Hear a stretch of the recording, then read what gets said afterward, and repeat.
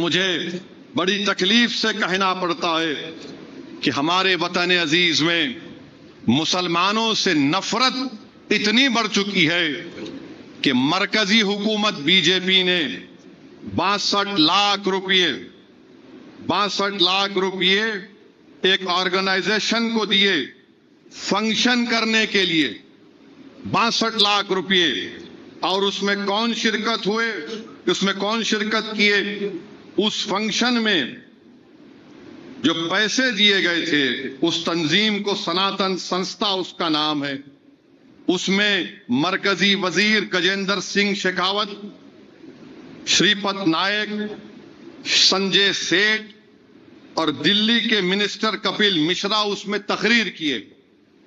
اور اس تنظیم کو جو 62 لاکھ روپے دیے گئے, انہوں نے کھلے عام یہ کہا کہ اس آئین کو, بھارت کے سمویدھان کو, کانسٹیٹیوشن کو پھینک دیا جائے, مسلمانوں کا مذہب تبدیل کیا جائے, ان 25% کو نکال کر پھینک دو, بھارت کو ہندو راشٹر بنا دو.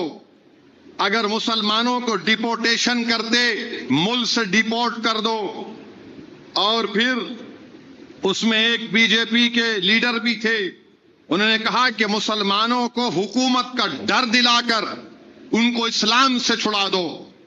اور انہیں یہ بھی کہا کہ جتنے بزنس کرنے والے ہیں وہ اپنے ملازمین کو دباؤ ڈال کر ان کو اسلام سے مذہب تبدیل کرا دو.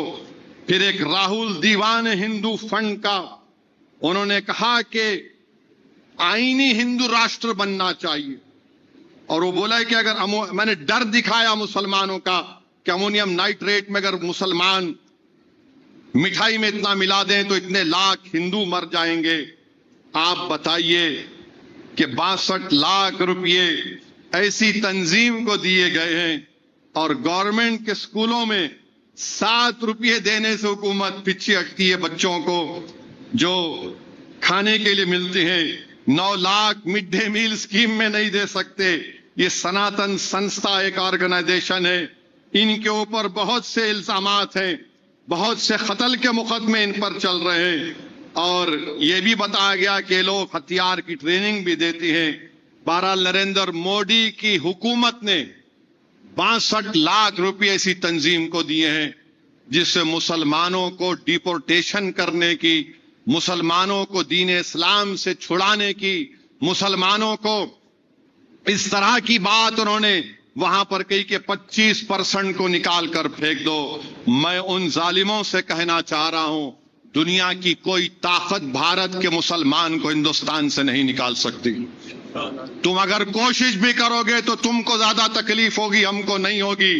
تم نہیں جانتے اللہ کی کلام میں موت کا ذکر 140 مرتبہ سے زیادہ کیا گیا. میں اس ملک کے لیے, اس ملک کی سالمیت کے لیے اور اپنی دین کی بقا کے لیے مرنے تیار ہوں. بتاؤ تم کیا کر سکتے؟ تم سمجھ نہیں رہے ہو ہم کو.